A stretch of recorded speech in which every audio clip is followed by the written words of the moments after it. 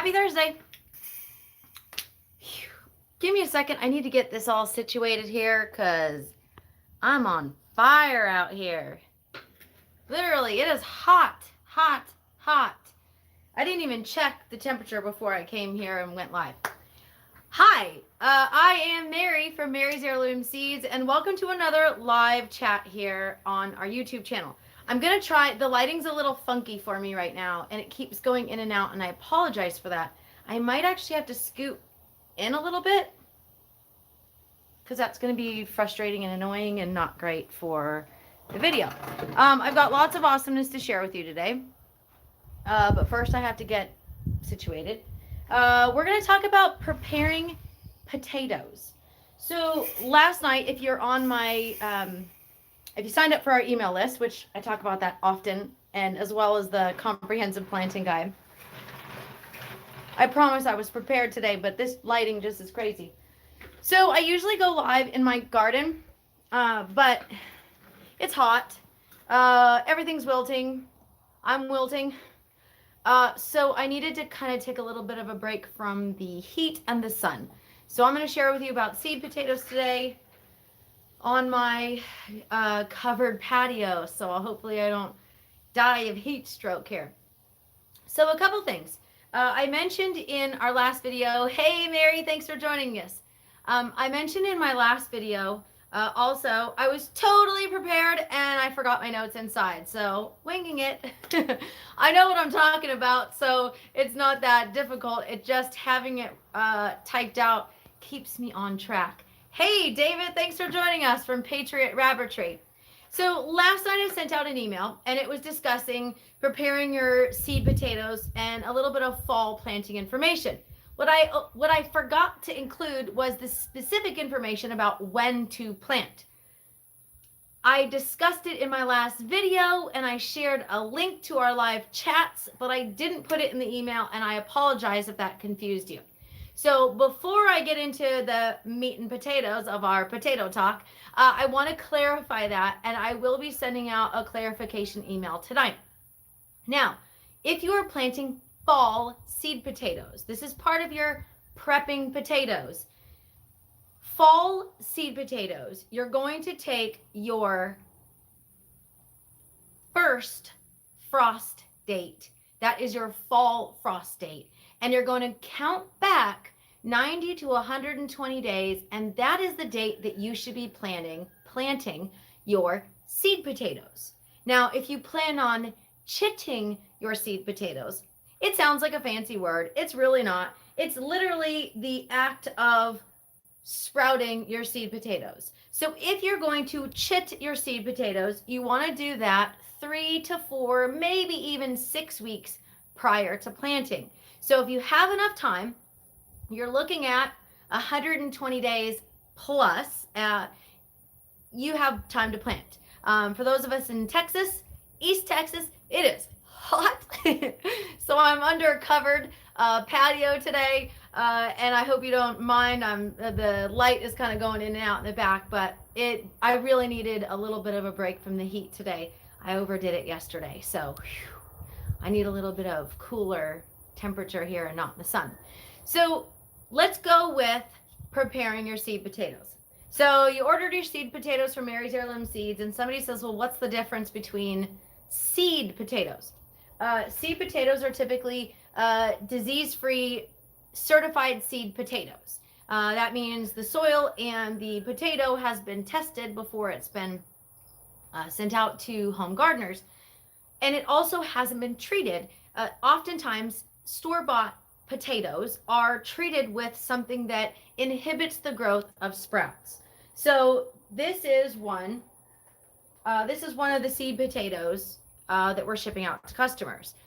This is just getting started with this. So they're not fully ready to plant out yet. And I don't have an example to show you of chitted potatoes because I'm doing the same thing. So this is my getting started. My frost date here. Hey, Spartacus, thanks for joining us. Now, I'm going to give you an example, which I did in my last video, but I'm going to repeat myself a little bit. My first frost date here in East Texas is November 22nd. Now I'm going to take that date and I'm going to count back 120 days. Now, for example, if I'm planting butterpall potatoes, that is about 95 to 100 days. So I don't have to do the whole 120 days, but I also have to take into consideration the chitting part of it. That is CHIT for those of you who are listening. And I want to make sure that I have plenty of time to chit my seed potatoes. And so that's going to take 3, even 6 weeks, depending on how I'm going to be doing it. And again, I explained all that information in the email I sent yesterday. So I hope you received it and I hope you enjoyed it. And if you have any questions, you can always ask. Now, once you have your chitted seed potato, you're going to cut it up. Now, this is an optional step. However, where you're at, you'll get a frost earlier. Not last year. Last year, I thought we were going to be totally toast by the end of November, and I don't think we... Actually, I take that back. Last year, my average frost date was November 15th, and we didn't have an actual frost until November 22nd. So that was my actual frost date last year. Now, since I'm mentioning that, and since Alan is commenting, Alan is also in Texas, keep in mind that any chart or frost date app that you have to enter your zip code, this is an estimate. So this is an average of usually the last 10 years of frost. So just keep that in mind. It's not exact, it's an estimate. So there is a little bit of wiggle room one way or the other for your actual frost. It may differ each year. So now you have your potatoes and you have a couple options here. You can plant this spud. Now, you can plant it and it's not going to be a problem. However, this is like 6 ounces. And so if you bought a pound of potatoes, if you plant this one, you may not get as large of a harvest. So if you cut it, you see there's room here. You want a 1-inch chunk of potato. So if I have multiple spots of sprouts here, I can probably cut this up here. I can cut this here. I can have another chunk here and another chunk here. So that will give me 1, 2, 3, 4, 5 different chunks of potatoes. You want 1 inch. For those of you that are just joining me, welcome. Usually in the description section of this video, I have all the links that I'm discussing. I completely forgot to add that. So as soon as I'm done with my video, I will post all of the links that I'm going to be discussing here in the video. Now, once you cut your seed potato, you want to make sure that the cut end dries out. So that is where the azomite comes in very, very handy. You can, we sell azomite on our website. You can check it out. It's micronized azomite. Micronized sounds like a fancy word, but it's just simply a smaller, finer powder of azomite. So there aren't chunks. It's just a very fine powder. I really like using micronized azomite because I can actually add that to water and it doesn't completely dissolve, but most of it dissolves. So you take your chunk of potato and you're going to dip the wet ends, the cut ends in the azomite. Now that will help it from rotting, but azomite is amazing for roots. So when I'm done with this video, so if you're watching me live, you don't have the information and I apologize. But after I'm live, I have a bunch of links to share with you. Next on my list to discuss is how you're going to plant them. So we talked about preparing them. Once you cut them, it's not going to be until you're ready to plant. Once you cut it, it's about 24 to 48 hours till you plant it in the ground. So don't go ahead and take these out of the bag once you get them and start cutting them up. So follow the instructions that I sent in the email. You're going to chip your potatoes, you're going to cut your potatoes, you're going to coat those ends, and then you're going to plant them outside within 24 to 48 hours. I did read that it's best to warm them up don't put them in the oven. It's usually warm enough outside that you could pretty much put them on a table outside and it warms them up naturally. If you are keeping your seed potatoes in your kitchen and maybe it's cooler in your house than it is outside, for me, it is absolutely cooler in my house than it is outside. So you want to make sure these kind of warm up before you throw them out in the garden. Now, speaking of throwing them out in the garden, how are you going to plant your seed potatoes? I have done a ridiculous amount of reading on different ways to plant your seed potatoes. Some people say the towers are a waste of time. Some people swear by the towers. Some people love grow bags, and some people just say, it was a meager harvest. But I saw some great stuff, so I want to share with you a little bit about different options. So I found, well, I didn't find, a friend of mine at the Homesteader's Harvest has grow bags that she sells on her website. She's got a lot of great information on her website and her Facebook page, and I'm going to share a link in the comments when I'm done if you want to purchase grow bags. I don't make any money on it. I'm not getting paid to talk about it, but I did buy them for myself, so I will be able to share with you my results after I harvest. So I will say this, specifically about grow bags. I have never grown seed potatoes in grow bags. Now my friend Nicole, she has. So she gave me a little feedback. She said, if you're going to be growing seed potatoes in a grow bag, you want the 10-gallon or more. So 10 gallons or bigger. 10 gallons, I think 20 gallons is the other option she sells. And they're very, very reasonable. So I bought 5 because I want to try them out. I've never grown in grow bags seed potatoes. I've grown a bunch of stuff in grow bags, but never seed potatoes. I have a grow bag just as an example. So beware, this is not the grow bag from Nicole, but I do have a grow bag. It's dirty because it's been outside. I believe this is, I think that's a 3-gallon. It might be a 5-gallon. I'm not 100% sure. So that is what a grow bag looks like. It has handles on it. I have not tested out the strength of that grow bag with full soil and a plant and water. So right now that's dry soil that I'm going to be ready to plant something in, not a seed potato. Another option is grow towers.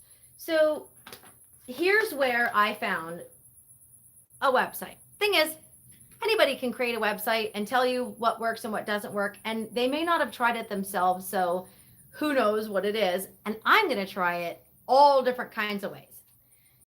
But I say that I use for my do-it-yourself tomatoes. You see, I'm going to try not to screech this time. I've got wasps everywhere, or hornets, whatever they are. If you've seen my do-it-yourself tomato cages, this is the same wire. Now, I want to do a little bit of an experiment this year. So, you can't see it probably, but this is 3 feet tall. Sorry, Karen says I'm breaking up some. Sorry about that. Here, I'll get closer.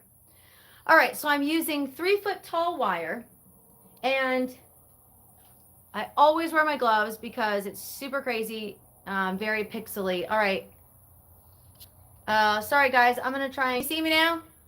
Can you hear me now? Okay. All right. Anyway, I gotta get closer to the camera. So anytime I'm dealing with this wire, I always use my gloves. I will say that. Again, I don't have any glove manufacturer that I recommend, but it's important to wear gloves when you're dealing with. Awesome. Thanks, guys. It's important to wear gloves when you're dealing with this. So the only requirement that I needed for these, or the only tools I needed for these, I bought the wire, of course, for my tomato cages. I use my gloves and wire cutters. So I have 2 pairs of wire cutters because we use these often, and it's sometimes a lot easier to have multiple pairs of wire cutters just in case.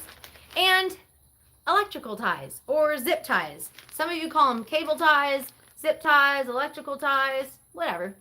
These are green. You can use any color you want, but I found green, so I thought I'd use that. Now, here's where the back and forth controversy, whatever you want to call it, goes. Some potatoes only grow 6 to 12 inches deep, and then the rest of it is wasted space. So there's a lot of instructions online that tell you to put your seed potatoes in and then layer, and then more seed potatoes and then layer. I'm not going to do that. What I'm going to do is, because I'm growing certain varieties that will grow taller and need more soil, some of those are going to go in the tall one here. Now, I did something a little different today. Yukon Gold, that is a variety that we have on our website. Yukon Gold does not grow tall. Most of the seed potatoes are produced within the first 6 to 12 inches below the soil. So, light bulb moment here. What I did was, I took that 3-foot tower and we cut it in half. So now I have 2 short towers. I'm going to put the pointy ends down on the ground into the soil, and then I'm going to fill it. Now, there's a couple ways you can fill it. You can fill it with, okay, bear with me here. You're going to fill it with straw, not hay. Super important there. Okay, we got a big old bumblebee. Sorry. So there's a big difference between straw and hay. Straw should not have seeds in it, and hay might have seeds in it, and it might also be treated. So oftentimes I'm seeing a lot of people upset that their garden is potentially contaminated because they bought hay that had been treated, and then the stuff that they grew in it didn't do very well. So I'm not going to use straw or hay. I have 2 ways of doing things here in the garden.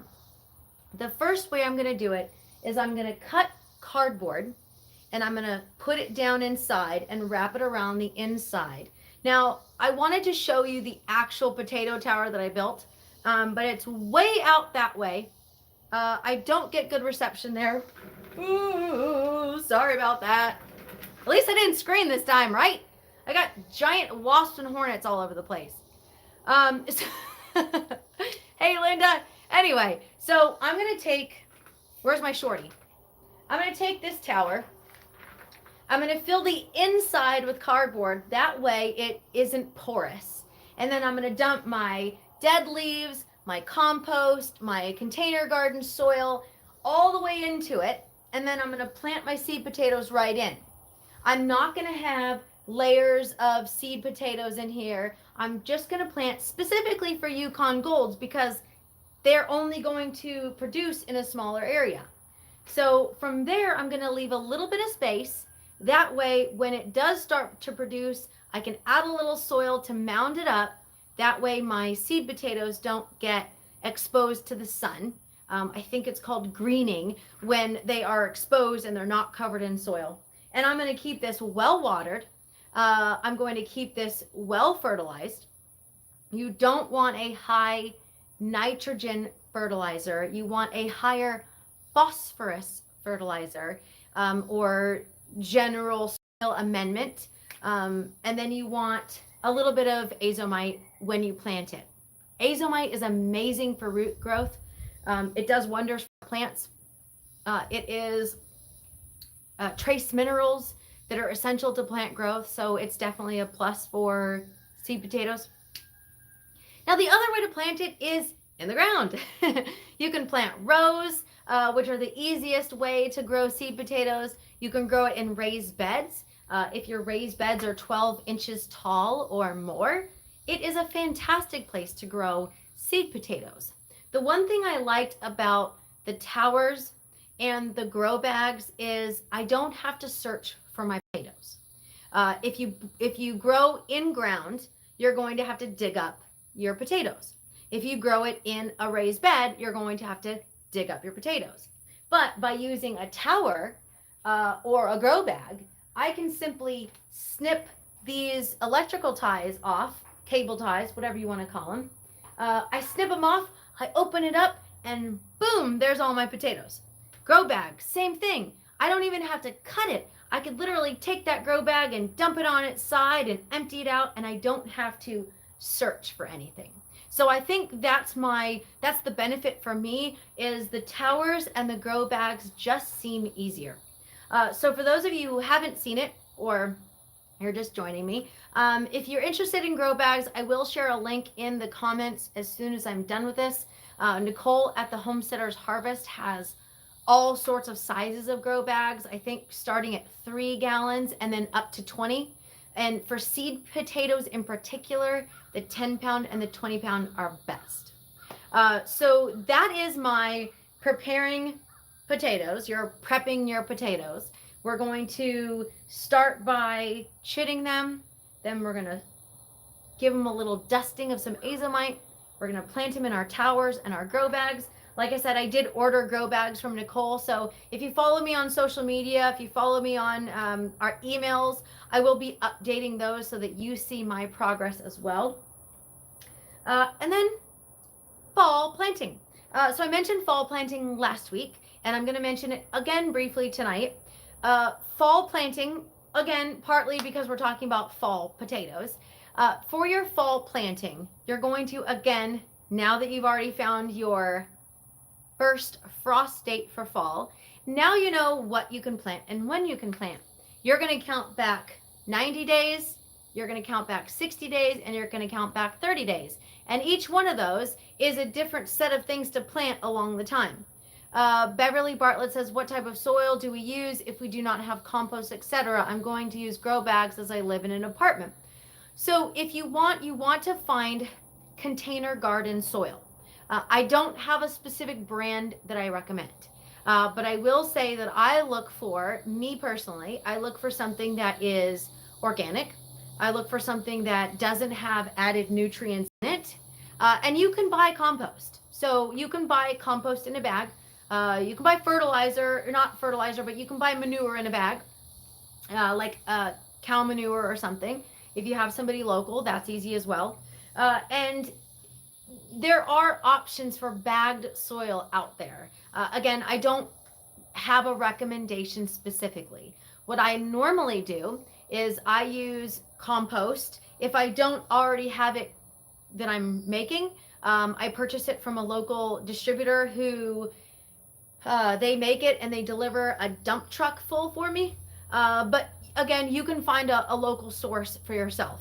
And that is compost, coconut coir, and perlite. That is the 3 ingredients in my, hey Christine, that is the 3 ingredients in my container garden soil. So in the comment section, when I'm done with this video, I will share a link to my do-it-yourself soil recipe. Super easy. Again, 3 ingredients, and then sometimes I add mountain flower root boost. It is absolutely fantastic for your garden, for your plants. It has microbes in it that are alive and active and ready to help boost the growth of your plants. So that's it. First we discussed preparing your potatoes. That's okay.